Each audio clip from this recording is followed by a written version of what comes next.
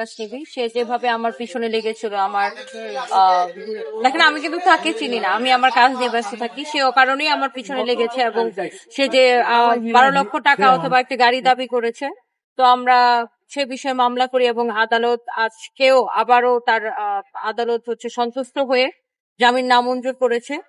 আহ, তো আমি আদালতের প্রতি শ্রদ্ধাশীল এবং আমি ন্যায় বিচার আশা করছি এবং আদালতের প্রতি আমি সন্তুষ্ট আছি। দেখেন আপনি তার ফেসবুক পেজে ঢুকলেই দেখতে পারবেন যে সে তার শুধু আমাকে নিয়ে পোস্ট, তার অন্য কোনো কাজ নাই আমাকে নিয়ে পোস্ট দেওয়া ছাড়া। সে এক এক সময় এক একজনকে নিয়ে পড়ে, সে এখন আমাকে নিয়ে পড়েছিল এবং সে ভাবছিল যে সে আমার মান সম্মান নিয়ে ফেসবুকে এইসব করলে আমি হয়তো মানে সে যে চাঁদাটা চেয়েছে আমি হয়তো ভয়ে চাঁদা দিয়ে দিব। এখন আমার কথা ভাই, আমি তো স্ট্রাগল করে এই জায়গাটায় আসছি, আর আমার ভয় পাওয়ার কিছু নাই। আমি দেশের আইনের প্রতি বিশ্বাসী এবং আমি বিশ্বাস করি যে কেউ যদি কারোর উপর অন্যায় করে সেটা অবশ্যই দেশের আইন এটা দেখবে, বিচার হবে দেশের আইন অনুযায়ী। তো আমি আইনের দ্বারস্থ হয়েছি। আমার বাচ্চা আমার বিয়ের 20 দিন পরে হোক, 1 দিন পরে হোক, সেটা দেশের সরকারের কিছু আসে না, দেশের এতে কোনো সমস্যা হওয়ার কথা না। যদিও আমার বাচ্চা আমার বিয়ের 13 বছর পরে হচ্ছে, তো সে আমার বিয়ে হয় 2018-তে, কিন্তু সে আমার বাচ্চার জন্মকে প্রশ্নবিদ্ধ করার জন্য বা আমাকে সামাজিক ভাবে হেয় করার জন্য সে একটা ভুয়া কাবিননামা বানায় ফেসবুকে প্রচার করে। তো বিষয়টা আমরা বিজ্ঞ আদালতের নজরে এনেছি। তো আমি আসলে আদালতের বিষয়, প্রান্ত দেশে তো আইন আদালত আছে এবং আমি এই জন্যই তো আইনের দ্বারস্থ হয়েছি। তো দেখি ইনশাল্লাহ।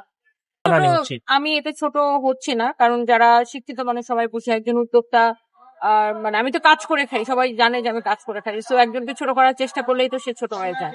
আসলে আমি এগুলো আদালতের উপর ছেড়ে দিয়েছি। আমি আগেও বলেছি যে আমি আইনের প্রতি শ্রদ্ধাশীল এবং আদালত এটার ব্যবস্থা নিবে। এই জন্যই তো আদালতের দ্বারস্থ হয়েছি।